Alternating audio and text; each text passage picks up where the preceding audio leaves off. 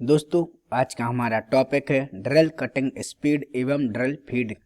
तो आज हमें ये चैप्टर पढ़ना है।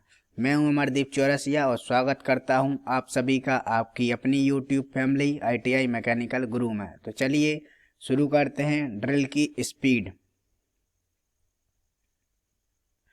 ड्रिल की स्पीड क्या होती है? तो जब ड्रिल जो होता है वह घूमता है तो अपनी धुरी पर वह जितनी स्पीड से घूमता है या जितने चक्कर लगाता है तो वह ड्रिल की स्पीड कहलाती है। और इसको हम चक्कर प्रति मिनट में दर्शाते हैं और जिसे हम RPM कहते हैं, अर्थात रेवोल्यूशन पर मिनट।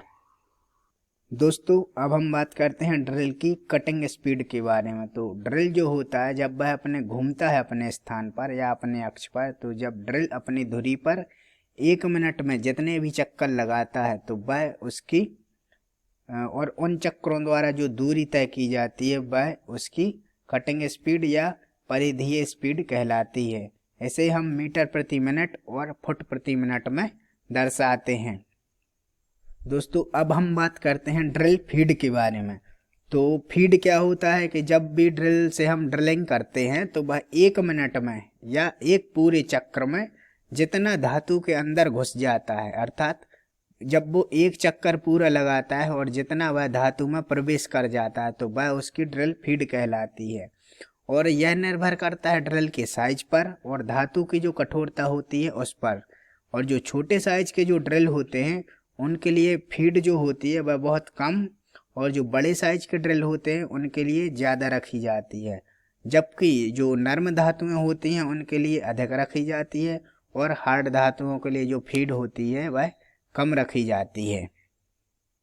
क्योंकि जो नर्म धातुएं होती हैं उनमें जो ड्रिल होती है वह अधिक स्पीड से कटिंग कर देती है, इसलिए इसकी फीड अधिक होती है।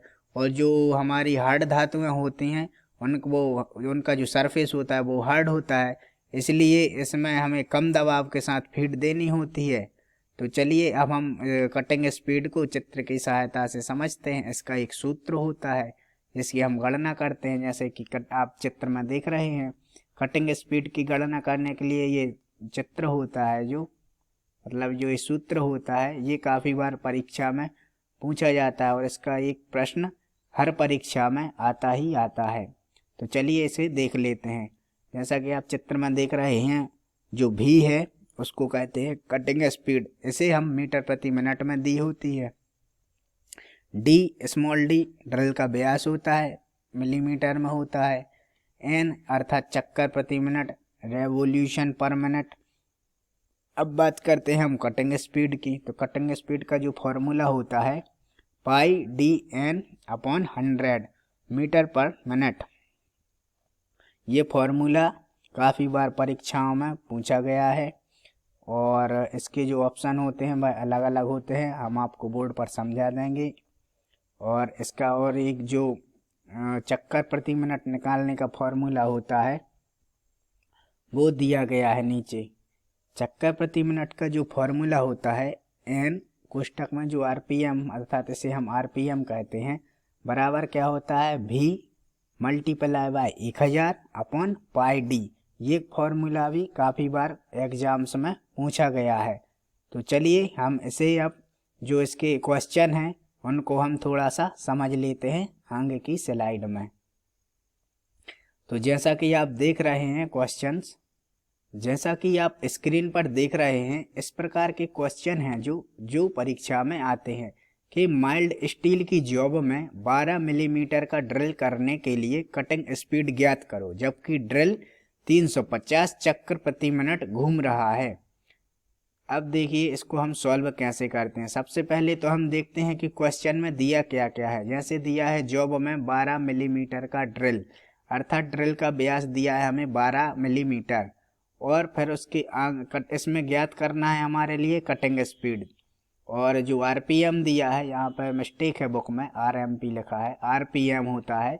RPM दिया है 350 चक्कर प्रति मिनट। ये हो गया हमारा RPM। तो अब जैसा कि हम जानते हैं कटिंग स्पीड का फॉर्मूला πdN अर्थात RPM कहते हैं इसे अपॉन 1000। तो कटिंग स्पीड बराबर क्या हो जाता है πdN/1000। यदि ड्रिल का व्यास mm में हो, इसलिए इसे 1000 रखते हैं। और पाई का मान 22/7 जैसा कि आप लोग जानते हैं। डाया दिया है हमारे लिए 12 mm और RPM दी है 350 mm और बटे 1000। तो इन सब को हम सरल कर लेते हैं तो आता है हमारा 66/5। तो इसका जो आंसर निकलेगा 3.2 मीटर प्रति मिनट। तो ये हमारी कटिंग स्पीड कहलाती है। तो जो इस प्रकार के क्वेश्चन हैं वो परीक्षाओं में आपको देखने को मिल जाते हैं। जो हर एग्जाम में एक क्वेश्चन इस प्रकार का आता ही आता है। चलिए अब हम बात करते हैं अगले क्वेश्चन की ओर। इसी प्रकार का अगला क्वेश्चन है। इसी प्रकार का ये अगला क्वेश्चन है, इसे भी हम थोड़ा समझ लेते हैं। जैसे कास्ट आयरन के जॉब में सुराख के लिए कटिंग स्पीड ज्ञात करो, जबकि ड्रिल का व्यास 3/8 इंच और स्पीड RPM अर्थात जिसे हम RPM कहते हैं 240 चक्कर प्रति मिनट है। तो इसमें भी हमें कटिंग स्पीड ज्ञात करनी है। तो जो ड्रिल का व्यास दिया है वो 3/8 इंच दिया है और स्पीड अर्थात जो N दिया है RPM 240 चक्कर प्रति मिनट और कटिंग स्पीड हमें ज्ञात करना है। तो इसका फॉर्मूला क्या है, πDN और बटा 12। अब 12 क्यों है यहाँ पे, क्योंकि हमें इंच में दिया होता है व्यास। जो इसका व्यास होता है यदि हमें इंच में दिया है तो बटा में 12 करते हैं और यदि mm में दिया है तो हम उसका बटे में 1000 करते हैं। तो अब इसको हम जैसे सॉल्व करते हैं तो 22/7 और डाया दिया है 3/8 इंच और गुणा में इसके करते हैं n अर्थात चक्कर प्रति मिनट। तो 240 और बटा में है 12। तो इसका जब हम हल करते हैं इसको तो आता है 165/7।